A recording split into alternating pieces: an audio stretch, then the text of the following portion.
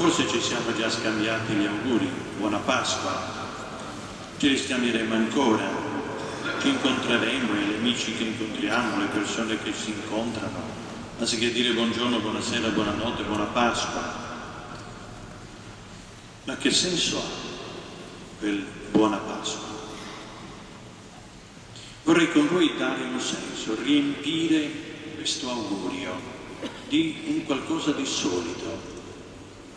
E lo vorrei fare rileggendo, riflettendo insieme su quel Vangelo che abbiamo appena ascoltato in canto.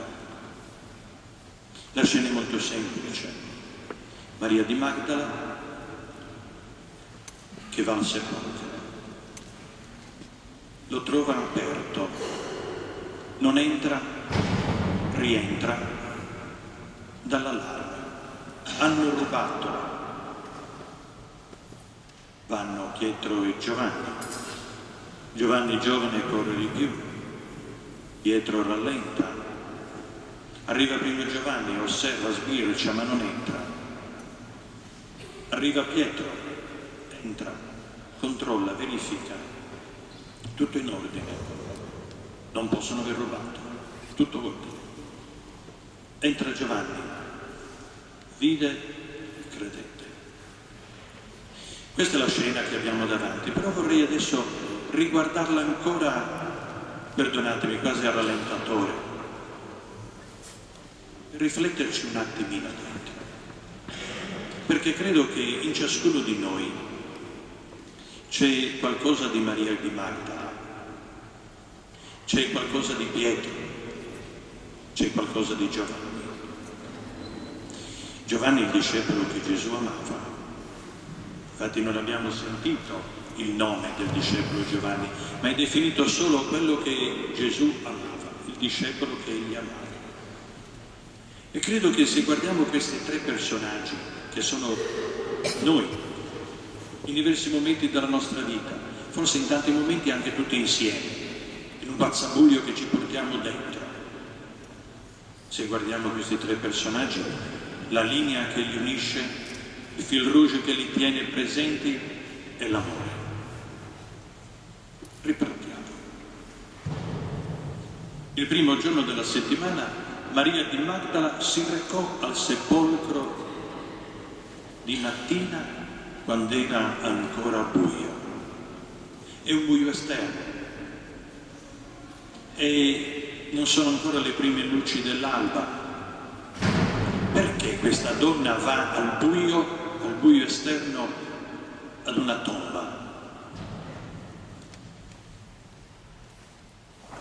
Nella immagini ultime che ha questa donna c'è il suo maestro, quello di cui lei si è fidata questi 3 anni di predicazione di Gesù, e si è fidata perché Gesù, stando al Vangelo di Marco e di Luca, Gesù gli ha tolto 7 demoni, era un'indemoniata. Gesù l'ha liberata, si è sentita amata da Gesù. E però si sente alla fine una fallita. Una fallita perché il giovedì santo forse non c'era, forse c'era, ma ha sentito e ha gustato, ha percepito la sete di amicizia che voleva Gesù, ma certamente ha presente immagini crude, dure del Venerdì Santo. Quel suo maestro, il suo benefattore, quello che l'aveva liberata, quello che le aveva dato dignità nel suo essere umano, nella sua dignità di donna, lo ritrova nudo, solo, appeso ad una croce. I suoi amici l'hanno abbandonato. Ai piedi della croce la madre, lei e Maria di Cleofas. E timidamente si affaccia a Giovanni, ma lui è solo, il suo maestro, il suo liberatore. Questa è l'immagine che ha. E gli ultimi sono delle ultime. Forse si sovrappone con lo straziante scena di questo cadavere in braccio alla propria madre quando è stato deposto dalla croce. Quello è quello che mi ha voluto bene, quello è colui che mi ha liberato. Arriva il sabato lungo, impossibile da passare, silenzio, è il sabato della tomba. È il sabato dove un cuore, pensiamo cosa non ci è capitato quando ci è mancato qualche persona cara. Non vogliamo che ce lo portino via subito, vogliamo stare ancora lì. Non c'è più, è morto, è il cadavere. No, vogliamo stare ancora a questa persona cara. Quasi non vogliamo staccarci. Maria di Magdala quel sabato non può muoversi. E allora comprendiamo perché con queste immagini crude, dure, ha il coraggio ancora buio di andare alla tomba. Ma il dramma non è che c'è il buio fuori di lei, il dramma è che c'è il buio dentro di lei, c'è il buio dentro di noi. Un buio dato da tante realtà, da tante situazioni che non comprendiamo. Forse anche noi abbiamo immagini crude, dure, che ci vengono a interrogare, ma se Dio, ma Dio. E quasi dubitiamo.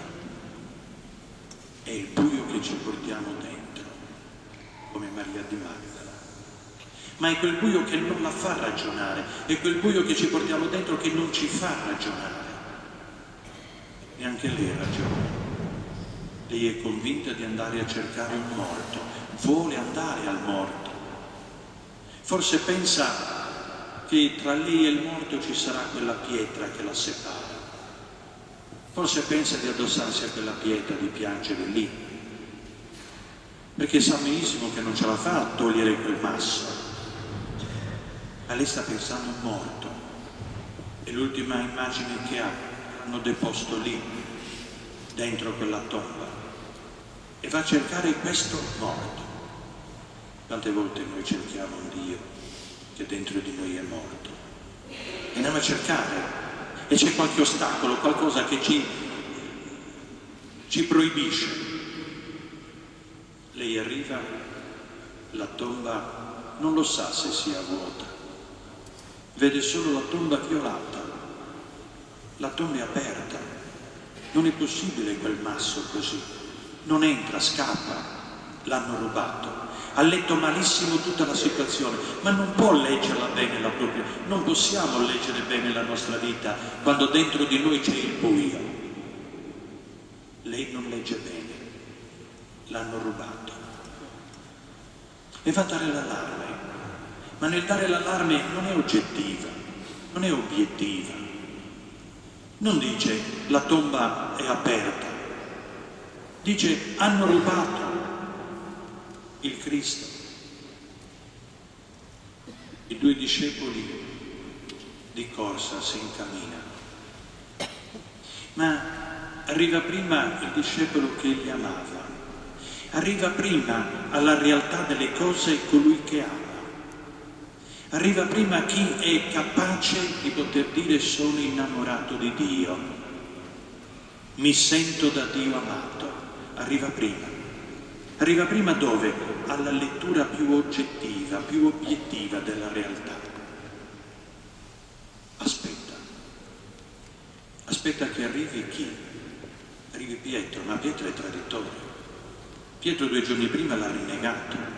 Stenta Pietro, ma Pietro è innamorato di Gesù. Sì, li vuole bene, ma pur volendoli bene l'ha rinnegato e fa fatica ad arrivare alla tomba. È un amore tradito, ma ci arriva. Arriva ed entra per primo, non fa nessun commento, osserva tutto il reo, il sudario piegato, le pende lì a posto. Non può essere rubato, non possono averlo rubato. Un ladro non ha il tempo di rimettere in ordine, un ladro prende ciò che gli interessa e scappa, lì è tutto in ordine, non fa nessun commento. Entra anche colui che è amato, entra anche l'innamorato, entra anche colui che ha un rapporto d'amore con Dio. Entra, vide e credette. Ha dato l'interpretazione, 3 interpretazioni diverse. Maria di Magdala, la persona amata, ma ormai sconvolta, con tutto quel buio dentro, non riesce a leggere, anzi, non riesce neanche a vedere. Ed è solo un masso, l'hanno rubato. Pietro entra, non fa nessun commento, osserva. Giovanni entra, vide, credette. Io vorrei augurarvi buona Pasqua. Vorrei che questo buona Pasqua fosse carico di un innamoramento di Dio, fosse carico dal percepire che Dio in questo giorno in modo particolare ci ama, fosse carico di questo nostro rapporto di intimità con Dio, perché sarà l'unica realtà, l'unico stato d'animo che ci fa leggere con obiettività le cose tristi della nostra vita. Ci sono, ma occorre leggerli e dare una lettura di fede, non la lettura di un'innamorata, come poteva essere Maria di Magdala, ma aveva le immagini troppo dure davanti a sé e dà un'interpretazione sbagliata. Neppure l'atteggiamento di Pietro, che è un atteggiamento pentito, che riesce ad entrare nella tomba, riesce ad entrare nelle difficoltà, riesce a capire, ad entrare dentro, a leggere la propria vita. Ma tace perché c'è il peso della propria coscienza, il peso del proprio tradimento. Giovanni è la freschezza dell'amore. Vorrei che in questo buona Pasqua il Signore ci desse a tutti questa freschezza d'amore con Lui. Siamo traditori, l'abbiamo tradito il Signore, io per primo. Ma che il Signore non ci dia soltanto il perdono che ha dato alla Maddalena togliendogli 7 demoni. Non ci dia soltanto il perdono che ha dato a Pietro, che lo ha reso addirittura responsabile della sua prima comunità, della sua Chiesa, ma ci dia quell'amore fresco, genuino, totale di Giovanni. Ci dia la velocità nel nostro vivere di poter entrare nelle nostre difficoltà, ma leggerla con occhi di fede, con questo augurio, con questi sentimenti, con questa realtà. In questa mia prima Pasqua con voi, in questa mia prima Pasqua con voi, vi scambio gli auguri di buona Pasqua. Che il Signore davvero ci rinnovi e ci dia una fede profonda e un amore infinito.